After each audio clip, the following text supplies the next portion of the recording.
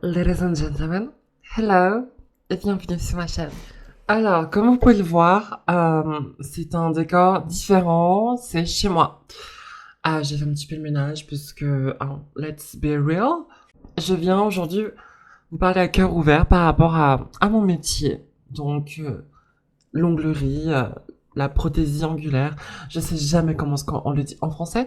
So let's just say, I'm here to talk about the nail tech industry. Prenez votre boisson à manger and let's dive into it.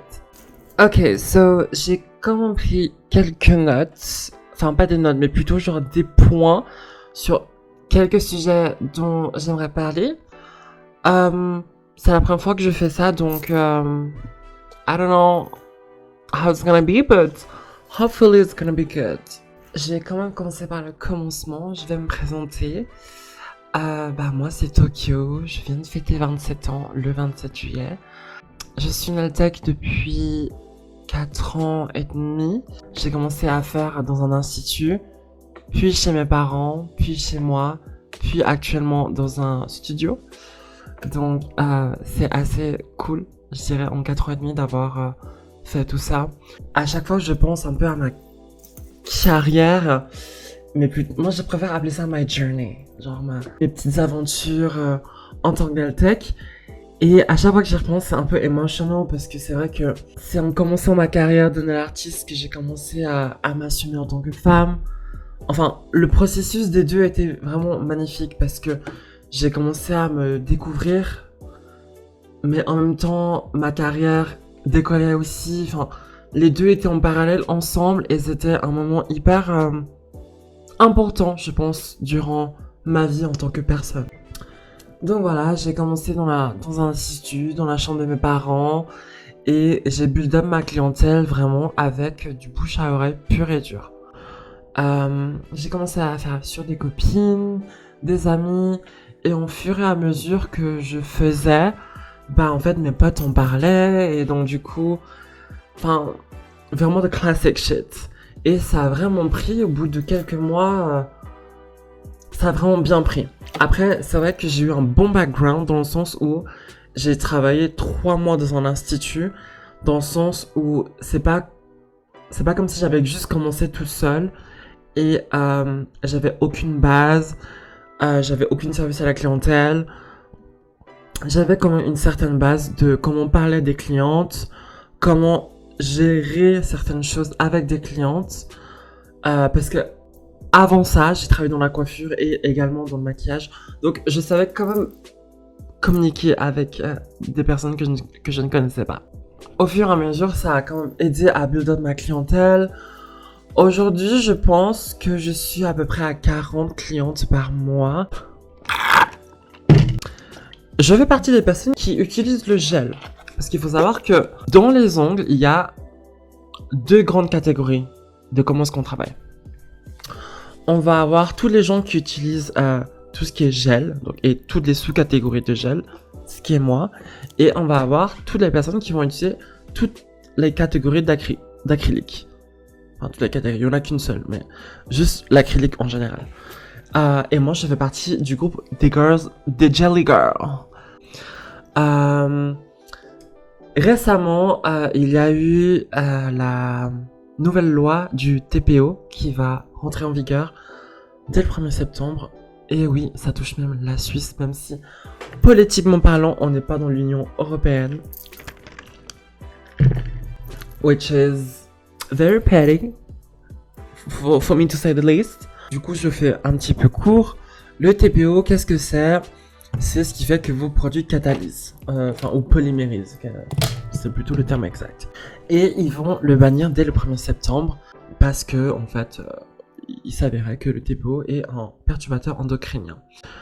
Alors, je ne remets pas en question le fait que ce soit un perturbateur endocrinien.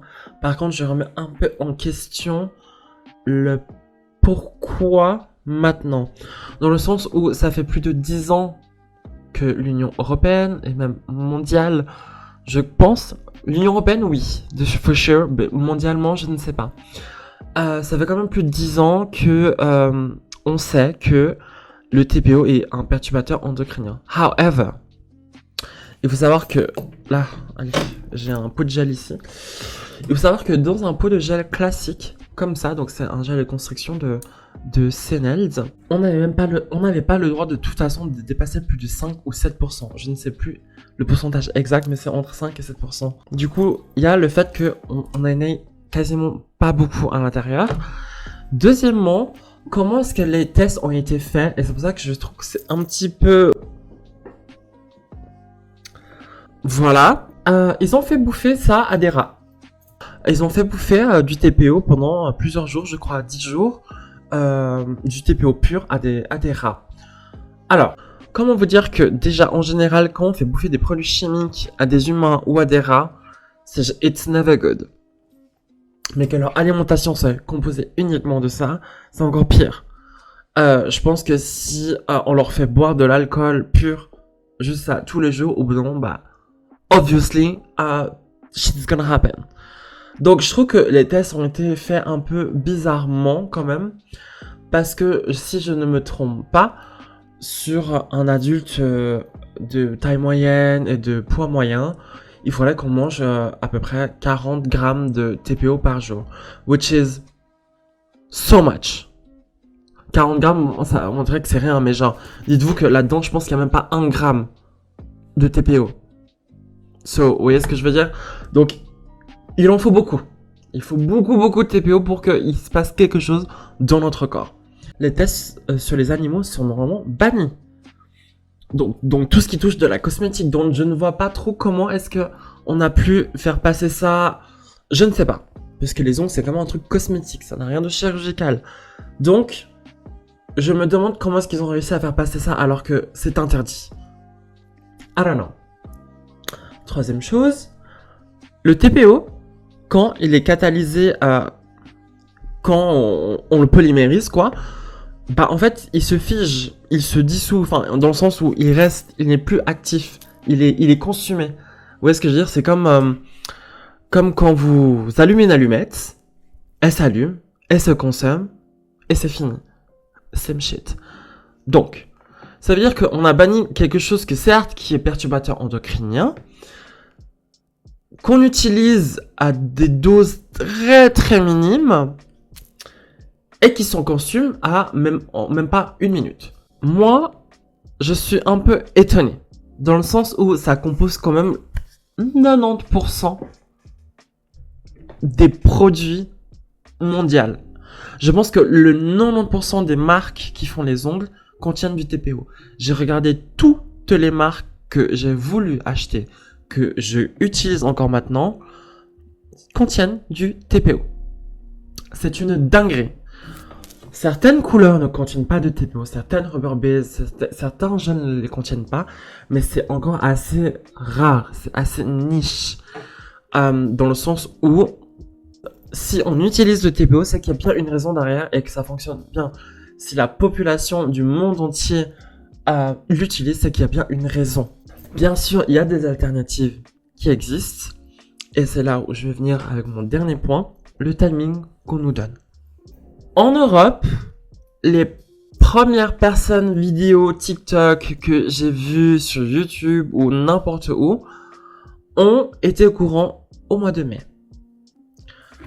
Mai, juin, juillet, août, septembre, 5 mois. Moi, mes copines dans ma ville, on a été prévenus, enfin on a été au courant via les bouches à oreille, parce que bien sûr c'est des communiqués qui ne sont pas faits officiellement, dans le sens où je suis un peu bouche bée que, en fait, alors oui, ça demande de l'argent, mais je pense que l'Union Européenne et les États ont assez d'argent pour envoyer des bouts de papier, qu'ils n'aient pas envoyé de lettres ni aux marques, ni aux prestataires, rien.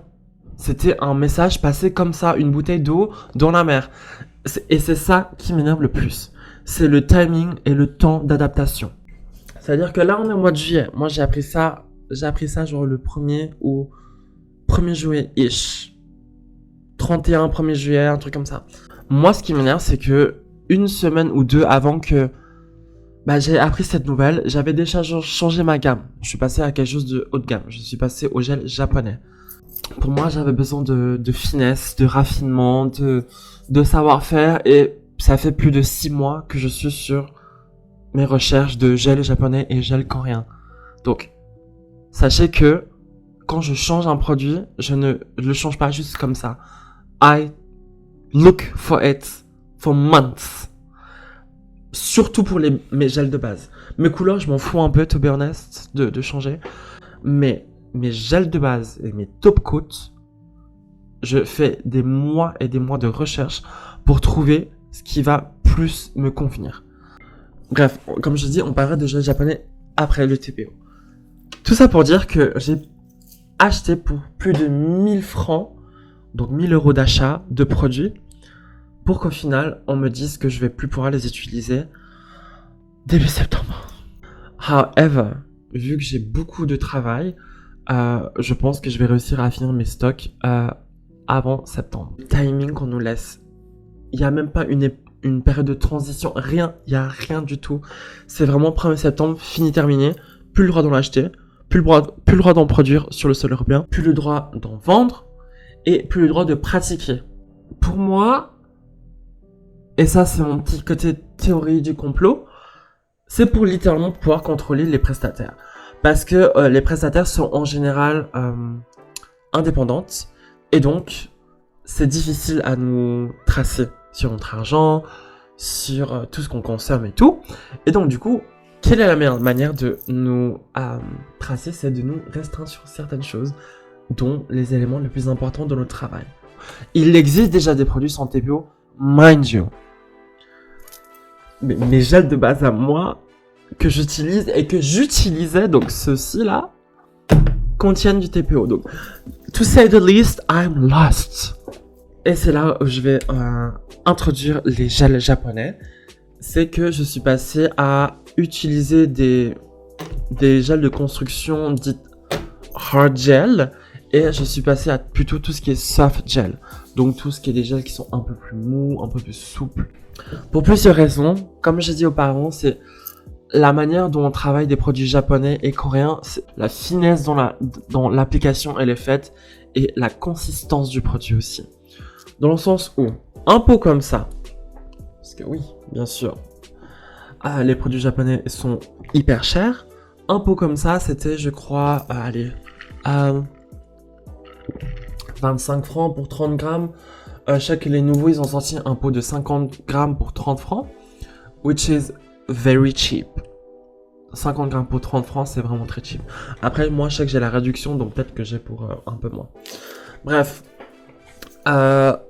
c'est très très cheap. 30 balles pour un pot de 50, un pot de 50, ça peut vous durer un mois. Donc 30 francs, juste un mois, it's very cheap.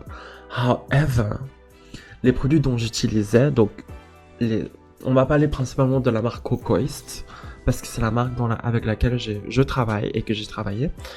Un pot de gel de 20 grammes, c'est 42 balles. C'est bon? Ça coûte hyper cher. However, il y a aussi des raisons du pourquoi est-ce que ça coûte cher. C'est de la manière dont ils ont été fabriqués. Dans la cosmétique, pas que dans les ongles, mais dans la cosmétique en général, on rajoute des solvants. Les solvants, c'est ce qui va diluer le produit. Et donc, on aura un produit qui soit hyper concentré en matière première, soit un produit hyper dilué en matière première.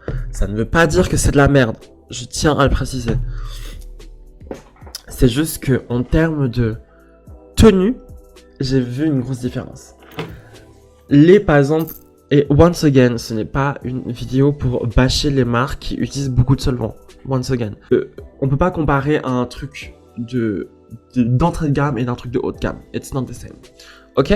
Donc, typiquement, dans les gels japonais et dans la marque Cocoist ou Leaf Gel, c'est une autre marque que j'utilise aussi, on va avoir plus de composants basiques. Basiques dans le sens pur. Je prends souvent l'exemple du concentré de tomate et de la tomate. Vous savez, les tubes de concentré de tomate, c'est purement de la tomate pure. Logiquement. Les jus de tomate, c'est de la tomate pure mélangée à de l'eau. Par exemple. Donc, c'est la même chose. Si on disait que ça, c'était le produit Cocoist et ça, du coup, le produit de Senels, Celui-ci aura plus d'ingrédients purs et du coup moins dissolvés dans d'autres liquides. Et celui-ci, bah, il sera toujours aussi bien, c'est juste que la concentration d'ingrédients purs, bah, elle est moindre. Donc, c'est ça la différence de composants, en fait, c'est purement dans la concentration. C'est comme si moi, là, à chaque fois, j'achetais purement de la purée de tomate de qualité. Tout simplement. Et bah, vous savez quoi? Même si la cliente, au final, elle s'en fout, bah, au final, elle ne s'en fout pas tant que ça. Parce que sur toutes les clientes sur qui j'ai testé, il n'y a eu aucun décollement, aucun souci, aucune cassure. Zéro, niet. C'est vrai qu'avec les produits que j'utilisais auparavant, au bout d'un certain temps, ils pouvaient avoir des fissures, des décollements. Après, bien sûr, la préparation compte beaucoup, mais avec la marque Cocoist, je n'ai eu aucun souci, genre littéralement aucun. En un mois, j'ai eu aucun souci. Sur toutes mes clientes, j'ai fait ça. So, yeah, aucun souci. Deuxièmement, pourquoi est-ce que j'ai choisi les gels japonais? Parce que ce sont des soft gels. Qu'est-ce que c'est le soft gel? Le gel mou, les gens ils appelleraient ça peut-être une rubber base.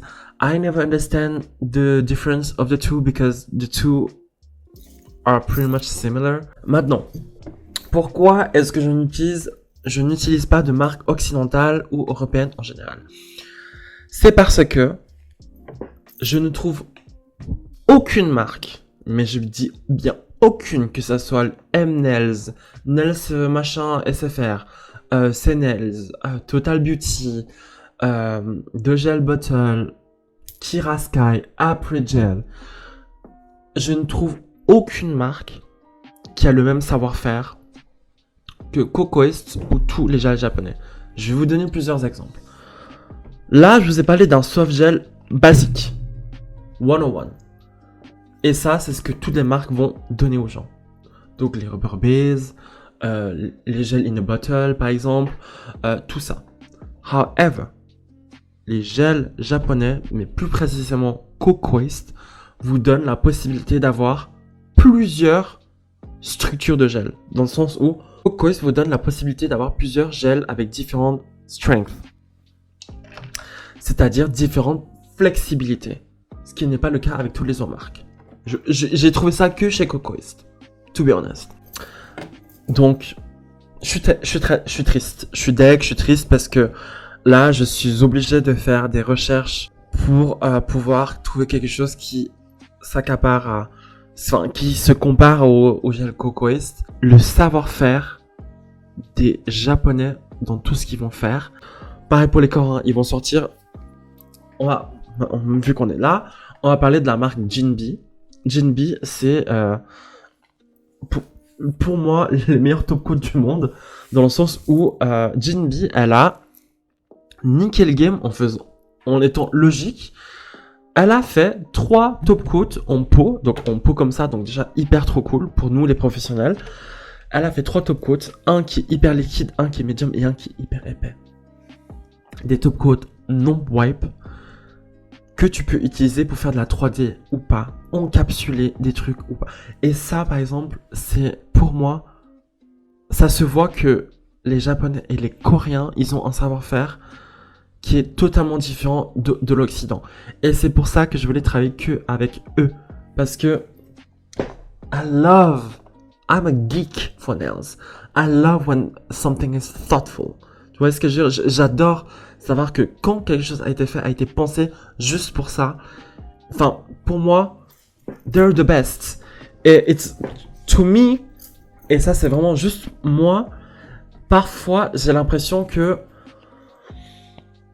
des marques en Occident vont juste mettre des produits juste pour mettre des produits et sans forcément penser à comment est-ce qu'on va les utiliser.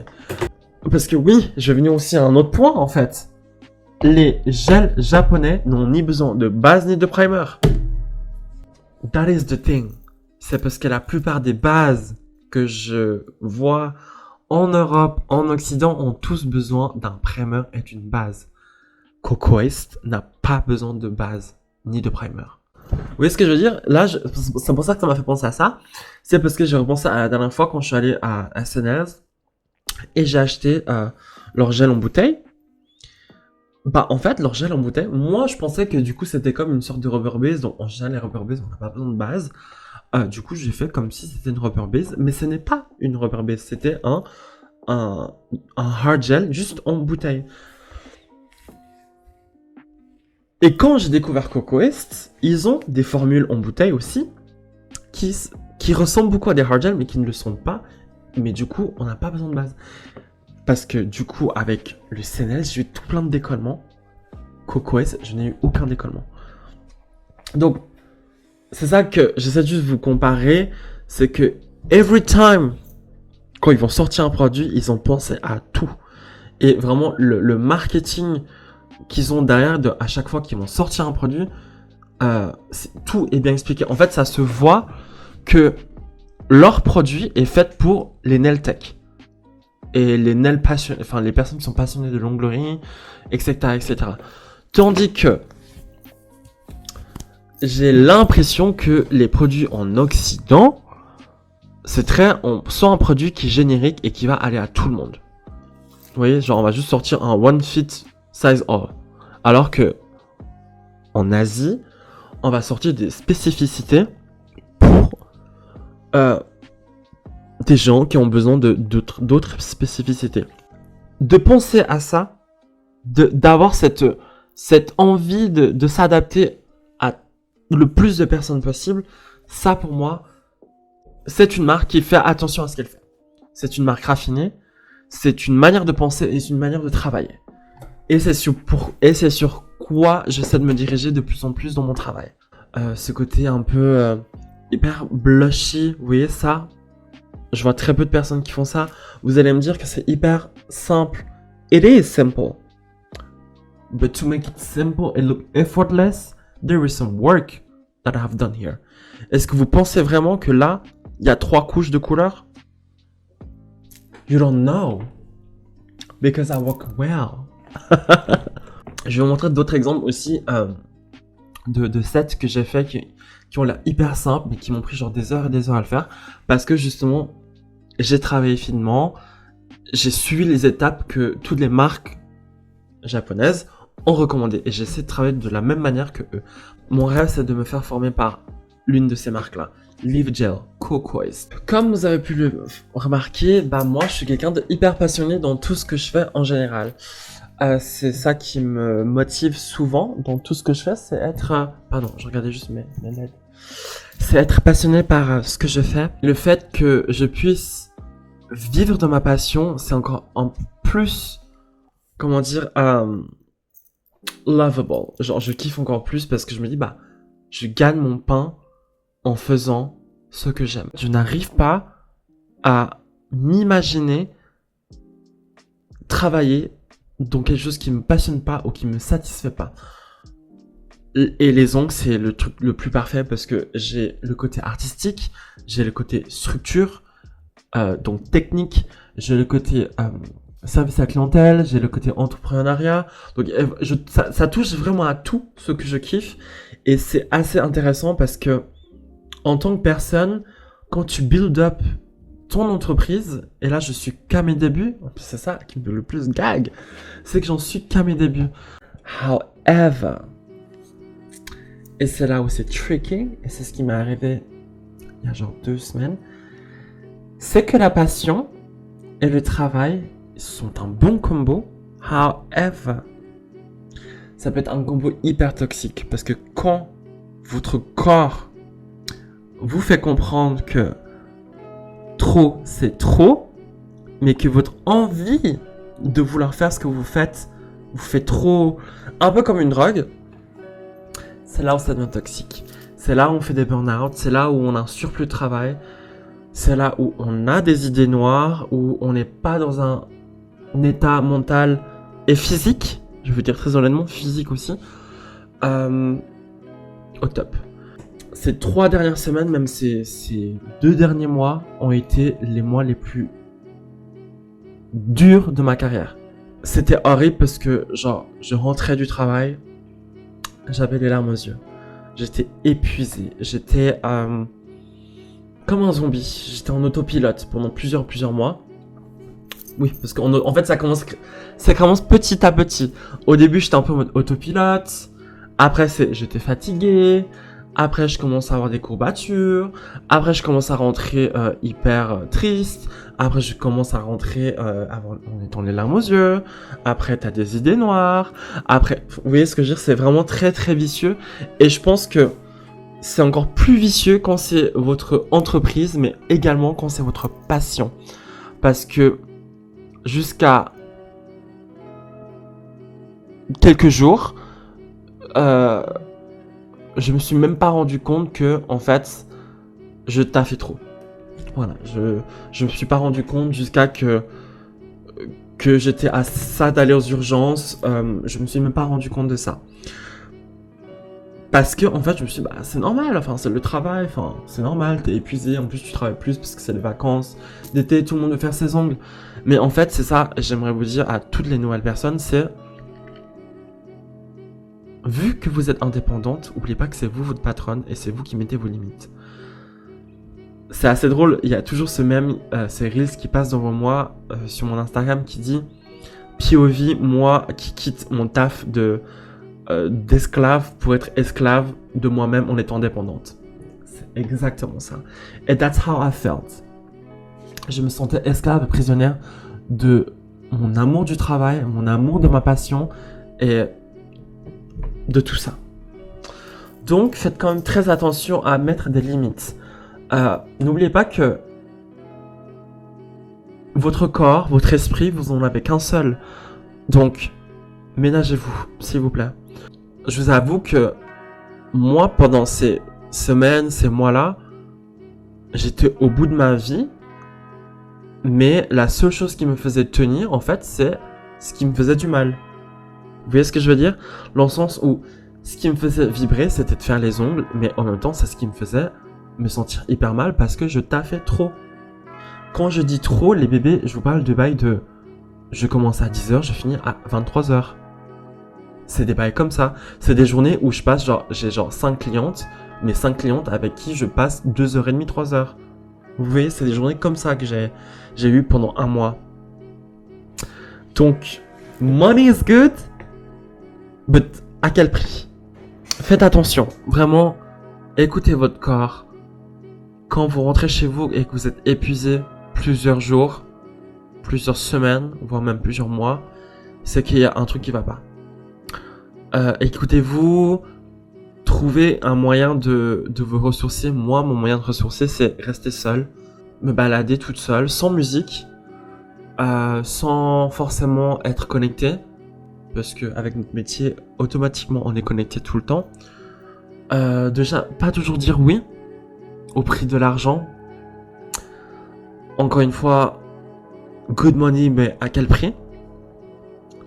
Et donc ouais, vraiment, ce serait le fin mot de ce podcast-là. Juste, prenez soin de vous, en fait. Parce que si vous avez la même ambition de moi et d'être riche, bah en fait, en tant qu'indépendante, en tant qu'auto-entrepreneuse, notre limite, c'est notre corps. Sauf que dépasser la limite de notre corps, bah en fait, ça signifie qu'il n'y a rien après ça. Donc, ne dépassez pas cette limite, s'il vous plaît. Ok? Bon, je savais pas du tout que ça allait prendre une tournure assez dramatique comme ça. Et un peu deep à la fin, mais I enjoy doing this video, to be honest. My boyfriend, mon copain là, il va venir, je sais pas qu'il allait venir aussitôt, mais il va venir bientôt. Donc, je vais vous laisser. Et passez une bonne semaine. Et à très bientôt sur House of Tokyo. Bisous!